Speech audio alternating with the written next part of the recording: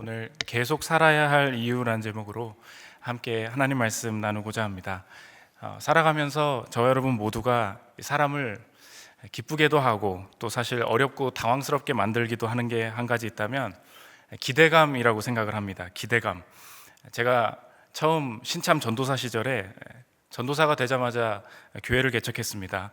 누가 저를 알아주겠습니까? 근데 어떤 성도님이 설교를 듣다가 이 설교를 기독교 출판사에 투고를 해가지고 책을 좀 내보면 좋겠다라고 어떤 성도님이 생각을 하신 거예요. 저한테, 성도가 겁도 없이 저한테 설교 원고 좀 줘보시라고 저한테 그러시는 거예요. 왜 그러시냐고. 할 때 쓸 때가 있다고, 제가 참고 좀 하겠다고. 그러더니 기독교 출판사 10곳에 그냥 무턱대고 투고를 해버리셨습니다. 제가 말씀드렸죠. 그거 잘 안 될 거예요. 기대하지 마세요. 연락이 안 옵니다. 그거 보시라고. 그거 안 된다고. 근데 갑자기 그 중에 딱 한 출판사에서 연락이 왔습니다. 만나보재요. 책을 좀 내보재요. 기대보다 너무 좋은 반응이 있는 거 아닙니까? 근데 찬찬히 원고를 살펴보더니 좀 원고 내용이 애매했나 봐요. 갑자기 저한테 오셔서 물어봅니다. 유명한 목사 중에 아는 목사님 있으시냐고. 추천사를 써야 될 것 같다는 거예요. 저는 아는 목사님 중에 유명한 목사님 아무도 모릅니다. 그랬더니 좀 기다려 보시라는 거예요. 계속 기다렸더니 갑자기 출판사에서 막 전화가 오고 난리가 났습니다. 이찬수 목사님이 추천사 써주시기로 했다는 거예요. 그러더니 저보고 안심하시라고, 일단 됐다고 그렇게 말씀을 하시는 겁니다. 그랬더니 이제 신학교에서도 책 나오고 나서 난리가 났습니다. 야, 너 이찬수 목사님께 추천사 받았더라. 그러면서 꼭 똑같이 물어보는 질문이 있었습니다. 이찬수 목사님이 너 알아? 이제 대답했죠. 몰라. 그런데 이찬수 목사님이 너한테 추천사를 왜 써줬어? 몰라. 그러더니 꼭 얘기해요. 그분 참 신기하다. 왜 너를? 근데 계속 가만 듣는데 기분이 나쁜 거예요. 너는 절대 그럴 존재가 아니라는, 그런 추천사를 받을 존재가 아니라는 조롱과 멸시가 있었는데, 그럼에도 저는 기분이 좋았습니다. 왜 그럴까요? 기대 이상의 일, 저의 평가는 그게 맞는데 기대 이상의 일이 벌어질 때 기쁘다는 것입니다. 두 번째 책을 내게 됐습니다. 저 좋게 봐주시는 거 알고 출판사에서 이번에 그러더라고요. 이번에는 서창희 전도사님께서 직접 목사님께, 이찬수 목사님께 의뢰를 해보시라고 자신 있게 했습니다. 기대감이 있었고 또 해주시리라고 생각을 했어요. 근데 그분이 인생이 예상대로 안 되는 거죠. 이찬수 목사님이 몇 년 전에 저한테 직접 메일을 보내셨는데, 우리 전도사 마음 안 상하게 하려고 메일 제가 가져왔어요. 한 문장, 책 추천사를 의뢰해 주셨는데 요즘 저의 책 추천사가 너무 남발되는 것 같아서 절제하고 있는 중입니다. 이 전도사 마음, 네 원고 별로라고 이렇게 냉정하게 말 안 하시고 또 전도사 격려해 주려고 그 마음이 담겨 있죠. 절제하고 계시다길래 속으로는 사실 굳이 절제 안 하셔도 되는데 기대했는데 또 실망이 크지 않습니까? 이렇게 우리의 인생이 즐겁기도 하고 또 사실 아쉽기도 하고, 마음이, 기분이 언제 변하냐? 우리의 기대감 때문에 이제 많이 변하게 된다는 것입니다. 오늘 본문이 바로 이런 이야기입니다. 기대하지 않았는데 너무나 멋진 일이 벌어지기도 하고, 기대하고 있었는데 실망스러운 일이 벌어지기도 하고, 오늘 본문은 나귀 타고 오시는 예수님에 대해서 기록하고 있습니다. 다 아시겠지만 제자들이, 또 유대인들이 예수님을 어떻게 기대했습니까? 말 타고 올 줄 알았어요. 군사적인 메시아로 또 이 나라 한번 뒤집어 엎어주시면 좋겠다라는 그 기대감 가지고 있습니다. 처음에 나귀 타고 오신 거예요.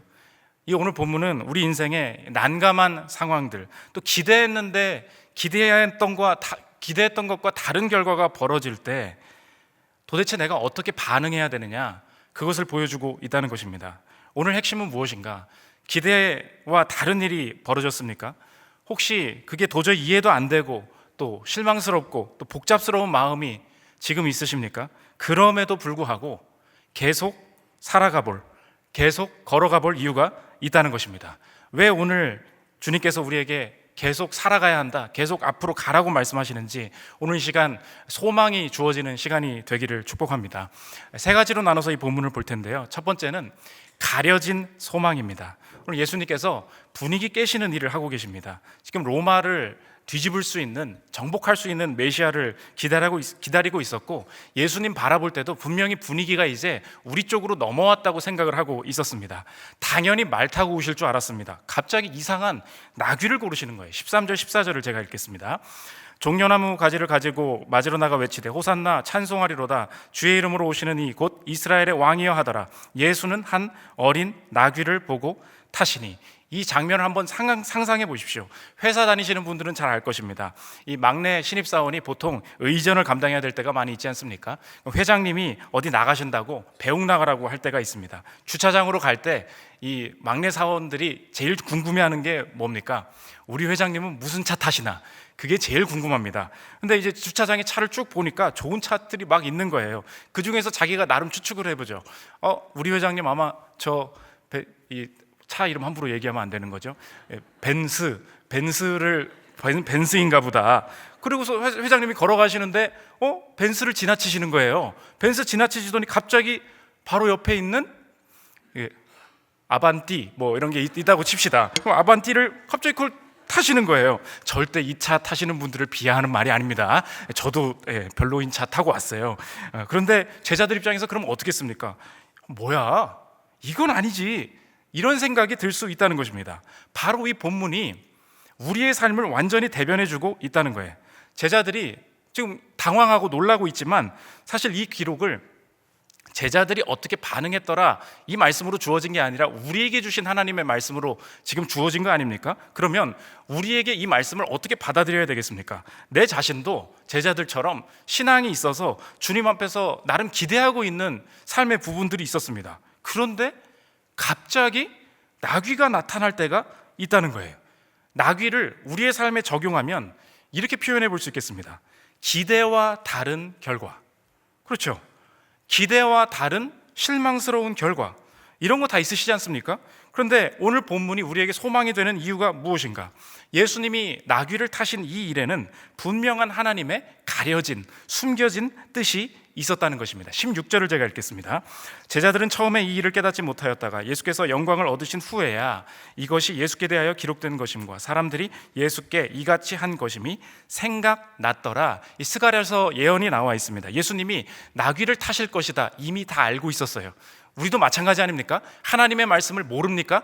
다 알고 있습니다. 한 구절 묵상, 분당 우리 교회에서 지금 열심히 하고 있는 거 아닙니까? 다 하고 있습니다. 통독도 몇 번을 했습니다. 제자들도 말씀 다 알고 있는 사람들이었습니다. 그러나 실제적으로 삶에 적용되지 않고 아직 눈이 열리지 않고 이해되지 않는 그 과정들이 분명히 있다는 것입니다. 예수님께서 분명히 나귀 타시면서 말씀해 주실 수 있었겠죠. 야, 기억 안 나? 스가랴 기억 안 나? 이렇게 한마디만 해주셨어도 기억났을 수도 있어요. 근데 예수님께서 제자들이 모르고 있는데 그냥 그대로 두십니다. 왜 그렇습니까?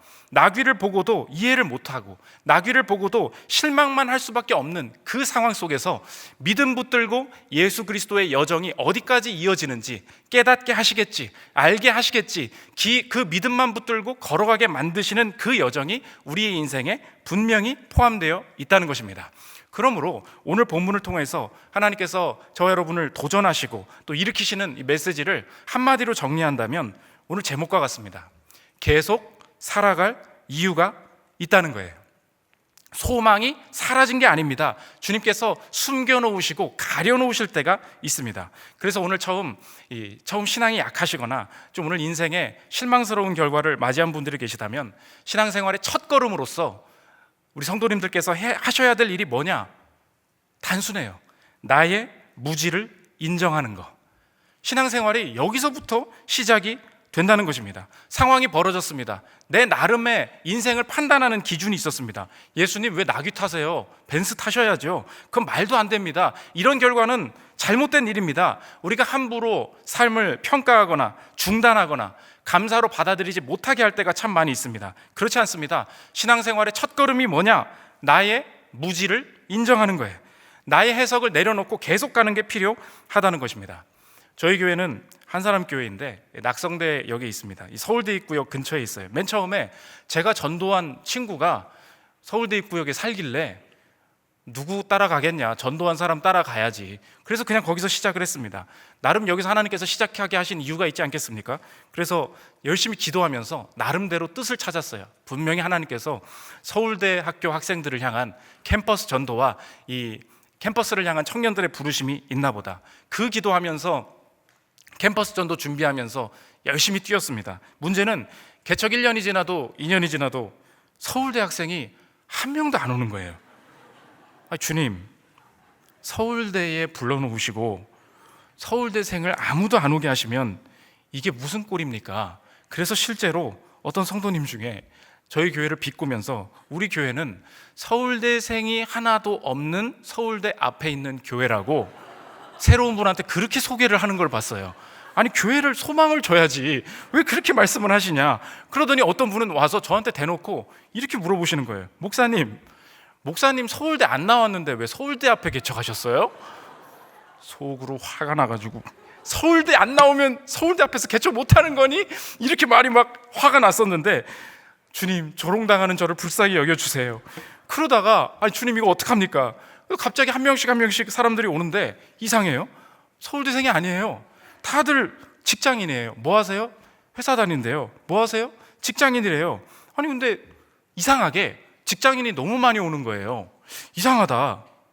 분석을 해봤어요. 그러고 보니까 알게 된 게 뭐냐, 사회초년생들이 왜 몰려들기 시작했는가, 서울대 입구역을 왜 사니 보니까 이 서울대 입구역이 알고 보니까 강남으로 출퇴근하는 직장인들이 강남에 집 구하기는 어렵고 2호선을 따라서 어디다 집을 밀려서 이 낙성대부터 한 신림까지 거기서 다 원룸을 잡기 시작하는 거예요. 그래서 교회 성도님들이 갑자기 어느 순간 분위기가 생겼습니다. 목사님, 우리 교회 전도하기 너무 좋대요.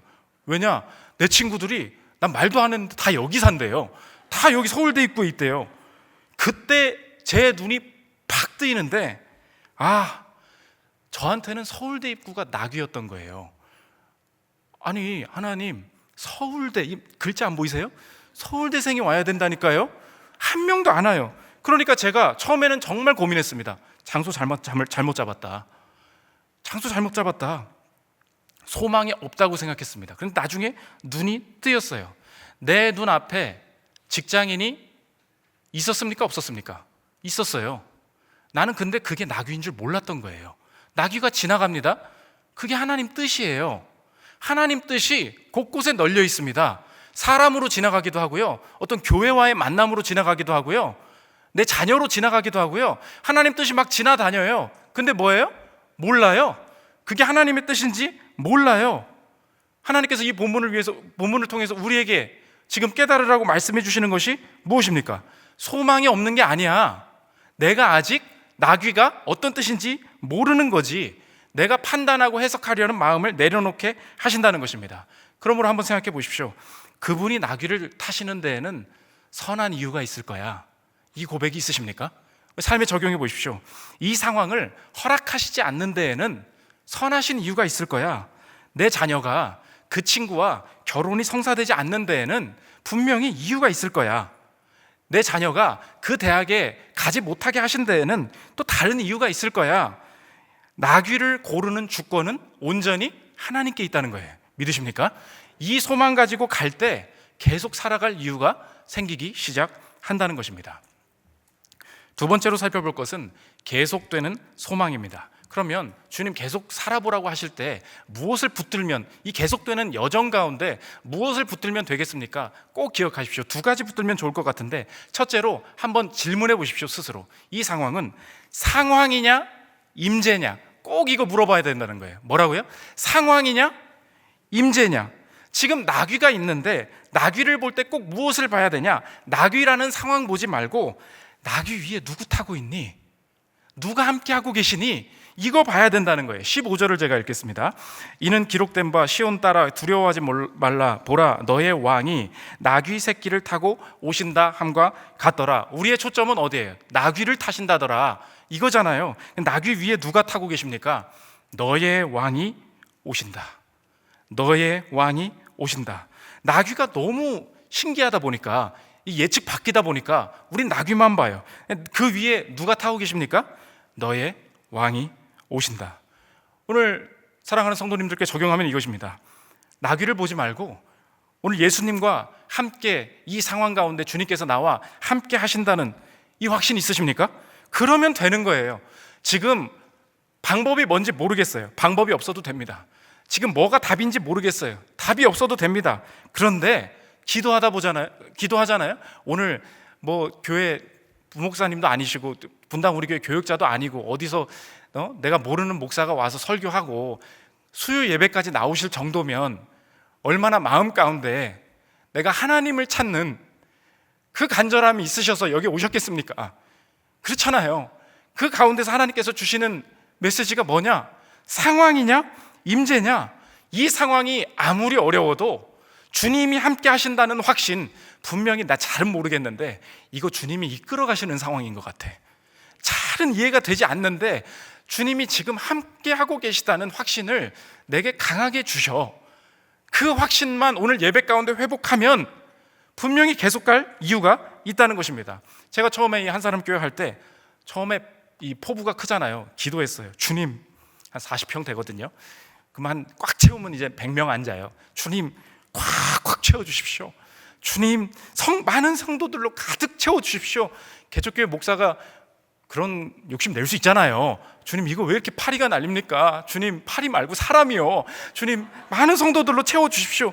저는 이 신참 목사들이 그런 기도하는 거 솔직하고 좋다고 생각합니다. 저도 늘 하나님 많은 영혼들이 구원받게 해주십시오 기도를 하는데 하나님께서 어느 순간 마음을 바꿔주셨어요. 마음속에 어떤 마음이 드냐면 얼마나 채워지면 만족할래? 물어보시는 거예요. 얼마나 채워지면 만족할래? 대답을 해야 되잖아요. 대답을 하기 전에 새로운 마음을, 새로운 기도 제목을 주셨어요. 그게 뭐냐? 지금까지 하나님 많은 성도로 채워지게 해 주십시오. 내가 네 기도 제목 바꿔줄게. 하나님 이 자리가 하나님으로 가득 채워지게 해 주십시오. 네 기도가 바뀌어야 돼. 얼마나 모이면 그럼 만족할 건데? 어떤 상황이 되면 감사할 건데? 맨날 너 왜 이렇게 불안하니? 기도가 바뀌어야 돼. 정말 무서운 게 뭔지 알아? 예배 가운데 하나님의 임재가 사라지는 거야. 한 명이 앉아있든 10명이 앉아있든 100명이 앉아있든 하나님의 임재로 가득하게 해 주옵소서. 그때부터 사람이 없었는데요, 이상하게 하나님이 주시는 자신감이 가슴속에 팍 오는 거예요. 오늘 분당 우리 교회도 마찬가지 아니겠습니까? 작은 교회, 큰 교회 그런 게 중요합니까? 뭐 분립개척을 했다 그러고 뭐 이찬수 목사님 나오시면 또 새로운 부전하면 이 성도님들로서 이렇게 불안한 게 뭐예요? 또 이게 사람이 막 텅텅 비는 거 아닌가? 분당 우리 교회 성도님들이 깨어서 기도해야 될 일이 무엇입니까? 어느 순간 사람 사라지는 게 두려운 거예요. 상황이 막 내 마음대로 변화되지 않는 게 두려운 거예요.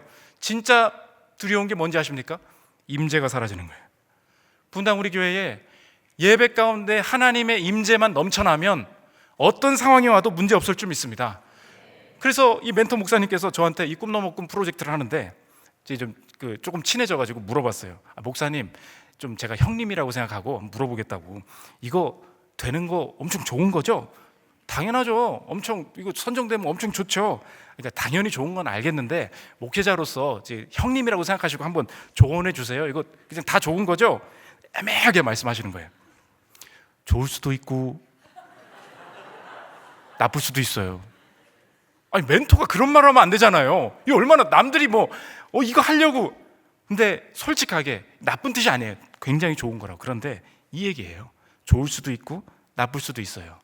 목사님이 이거 돼서 사람 몇 명 오고 누구한테 관심 받고 그거 따라가면 어려워질 수 있습니다.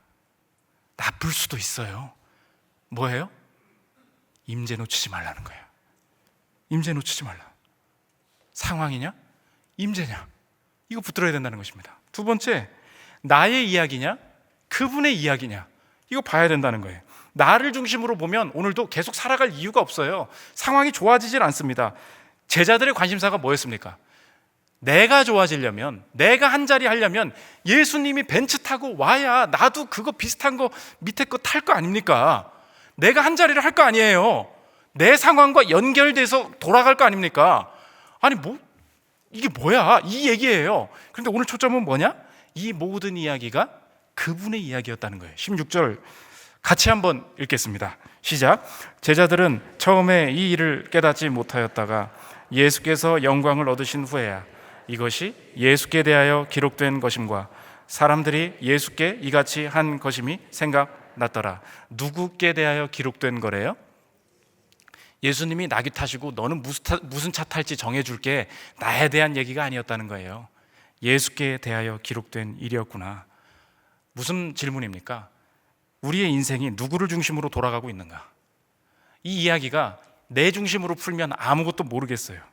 그런데 나중에 지나보니까 하나님의 이름이 어떻게 증거되느냐, 예수 그리스도의 이름이 어떻게 확장되느냐, 이 중심으로 생각해 보면 다 이해된다는 것입니다. 제 얘기만 너무 많이 하니까 19세기 전도자 중에 D.L. 무디라는 전도자 있지 않습니까? 구두 수성공이었고 구두팔이였죠. 구두 사업 크게 해서 돈 버는 데만 혈안이 돼 있던 사람입니다.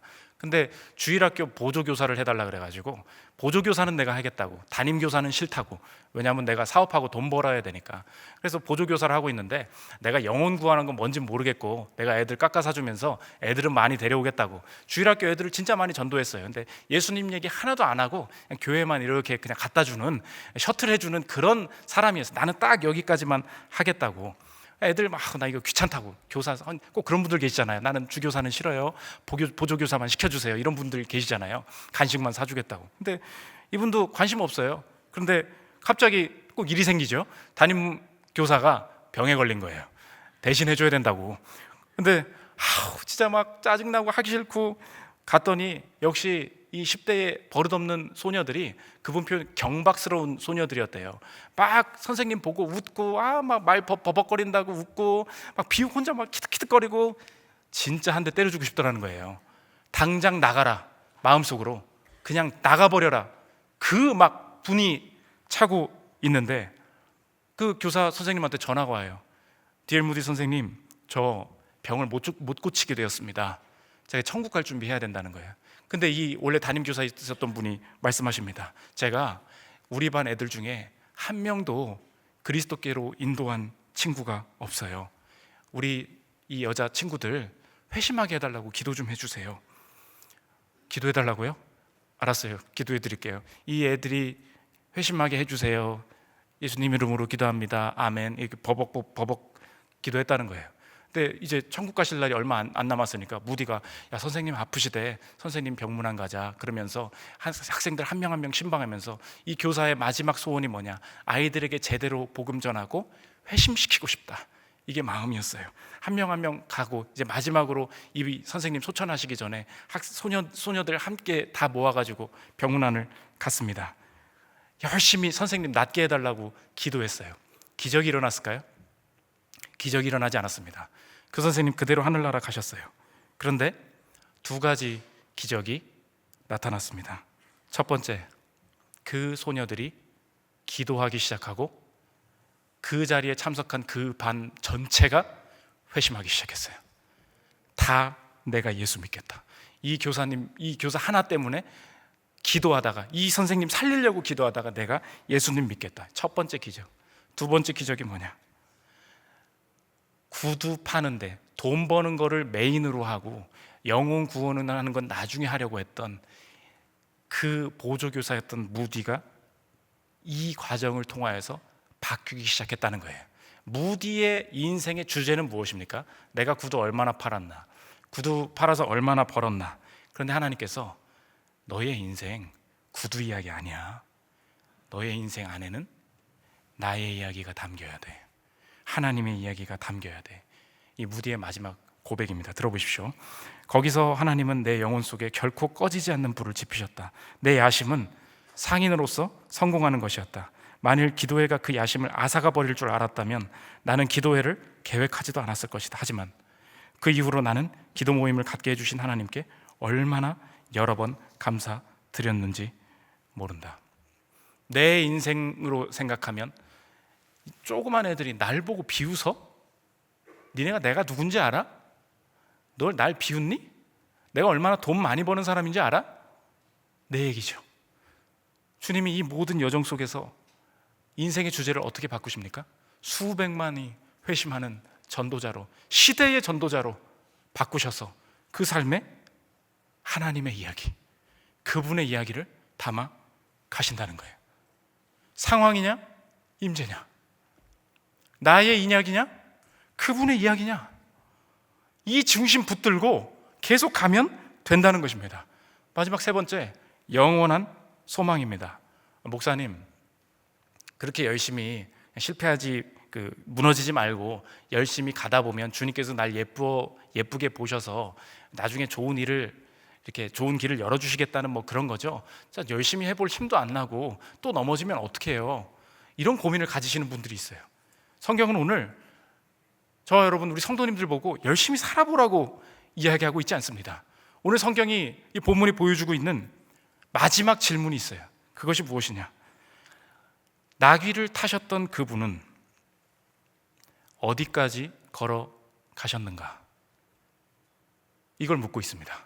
다시 한번, 나귀를 타셨던 그분은 어디까지 걸어가셨는가? 예수님께서 우리의 인생을 대신해서 하신 일이 무엇입니까?